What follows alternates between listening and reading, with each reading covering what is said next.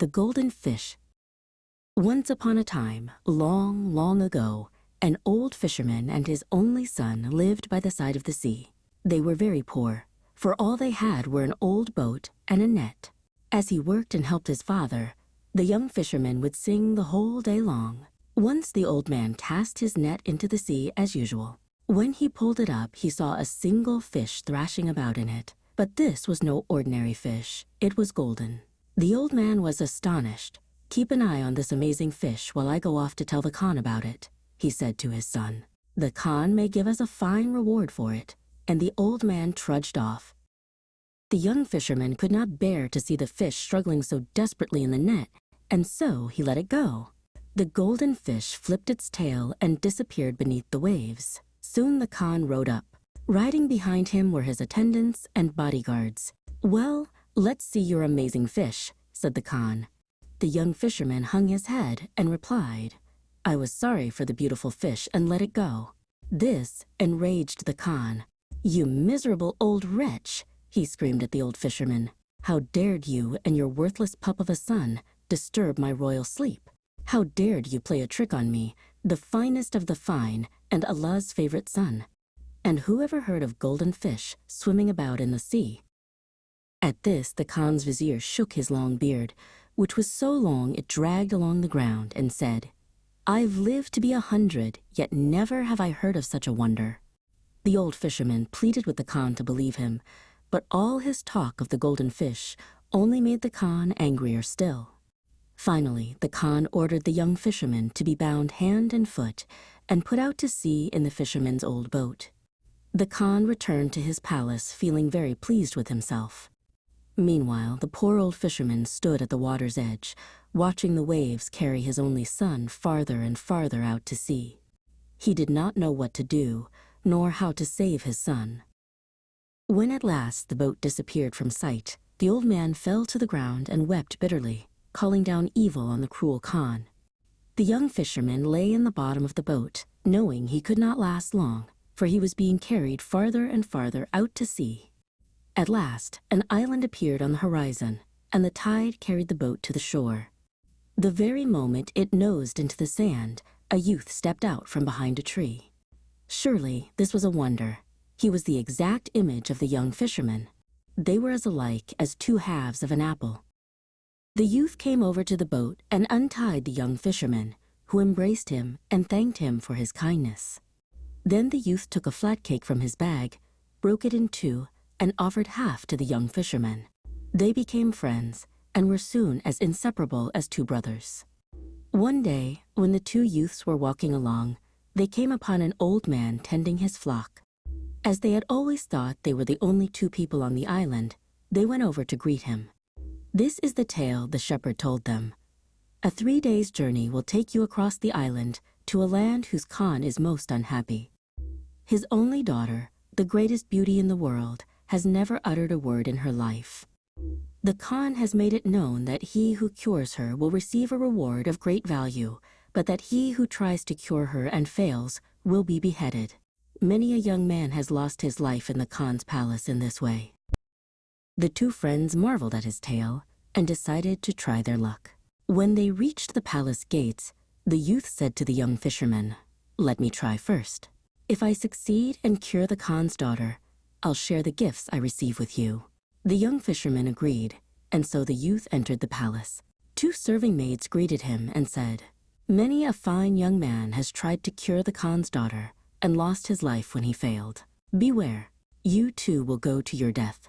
But the brave youth boldly entered the princess's chambers, bowed low and said, "Beautiful princess, listen to my tale. My father has 3 sons. One day we went to the forest for firewood. My eldest brother cut off a branch and carved a bird that was so wondrous it looked as if it were alive. My elder brother went into the thicket and returned with the rarest of feathers, with which he adorned the wooden bird. Indeed, it became still more beautiful. I found an enchanted spring, and when I bathed the bird in the clear water, it came to life, trilled its song, and flew away. We've argued ever since, for each of us says that the bird was his. I don't think we'll ever stop arguing. I've come to you to ask you to decide which of us is right, which of us should have owned the bird." You tell us." The young princess sat up, and her long, dark lashes trembled. A smile touched her lips, but she uttered not a word. Instead, she raised a finger to her mouth and shook her head. The youth became angry and cried, "If I've got to die now because of you, then let your head roll as mine will." At this, he whipped out his saber and sliced the air. The princess was terror-stricken. She fell to the ground and screamed. At that very instant, a white snake wriggled out of her mouth. The youth stamped on it and crushed its head. The princess's eyes filled with tears. She slipped a ring from her finger and said, "Take this ring to my father, and he will reward you." The youth took the ring and ran to where his friend awaited him. The young fisherman hurried forth to embrace him. The youth told him of all that had happened while he was in the palace, and handed him the ring. "Now I can tell you my secret," the youth said. "I'm the golden fish you felt sorry for and let out of the net. When you sang as you worked, word of your beautiful songs reached my father, the king of the sea. I begged him to let me swim up to the water's edge and listen to your songs, but when I did, I was so carried away by your singing that I became entangled in the net. And then you set me free. When the evil Khan's men bound you and set you out to sea in that little boat, I called my faithful friends, the fishes, to my aid and asked them to support your little boat on their backs so that it would not capsize. My faithful friends did me this favor and guided your boat to the island.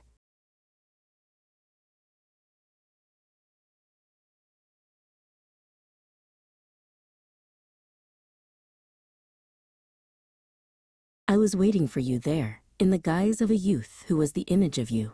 In the short while we've spent together, I've come to really know how good and kind you are. I've come to love you as a brother. Now it is time for me to return to my land beneath the sea. Take this ring, go to the Khan and receive the reward he has promised. If you are ever in need of me, go to the edge of the sea and call to me 3 times in a row. I'll always come to your aid." With these words, the youth suddenly turned into a glittering golden fish and disappeared into the sparkling sea. The young fisherman stood gazing at the spot where his friend had vanished, and then headed off sadly towards the palace. Inside the palace, the old Khan bowed low to the young fisherman and said, "Your reward shall be the most precious treasure I have, the light of my eyes, my only daughter. She will be your wife, and may you live happily ever after."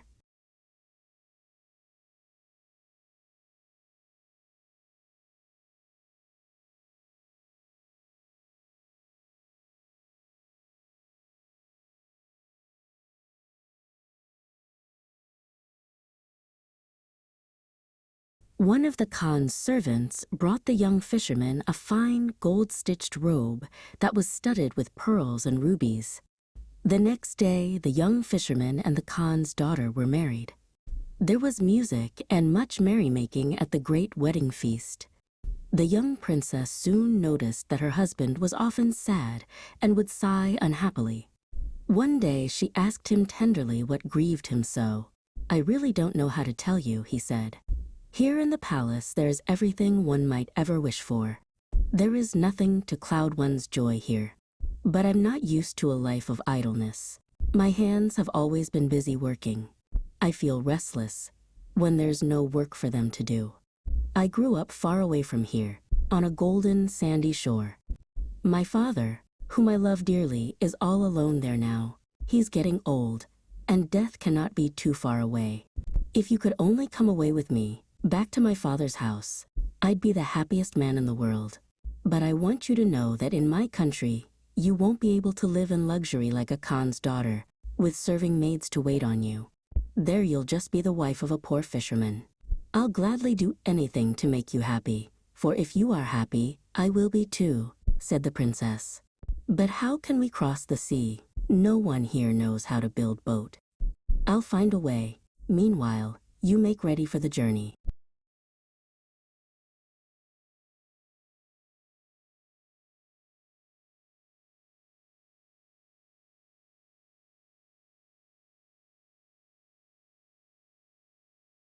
When the princess went off to make ready for the journey, her husband headed for the shore and called out loudly 3 times in a row. The golden fish came up to the surface and said, "What is it you wish me to do, faithful friend?" "I'm so homesick. I want to go back to my homeland, to see my father I love so dearly." but we've neither a boat nor a ship in which to cross the sea, and my old boat has fallen apart. You'll have your wish.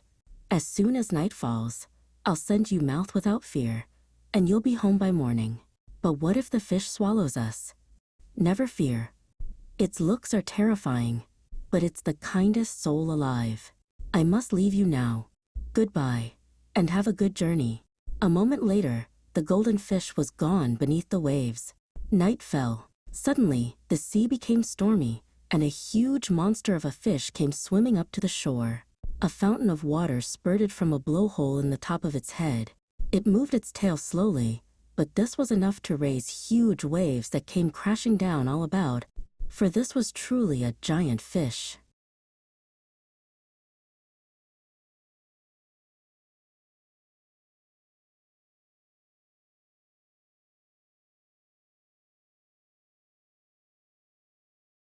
When the princess saw the monster, she began to tremble, but her husband calmed her fears, took her hand, and led her straight into the fish's mouth. The moment they entered, the fish closed its mouth and set off across the sea. It swam so smoothly and cautiously that the swaying motions of its body soon put the young couple to sleep. By morning, the magic fish had crossed the sea. At last, it stopped swimming and opened its mouth. The hot rays of the sun fell upon the young fisherman and awakened him. He opened his eyes and saw his native shore, the old hut in which he had been born, and there, sitting all alone beside it, his own dear father. The young fisherman was truly amazed, but overjoyed, and no wonder, for he was home again at last. He ran up to his father and embraced him, and then led his young wife over. What rejoicing there was that day! From then on, the three of them lived happily ever after in a small fisherman's cottage in their own land.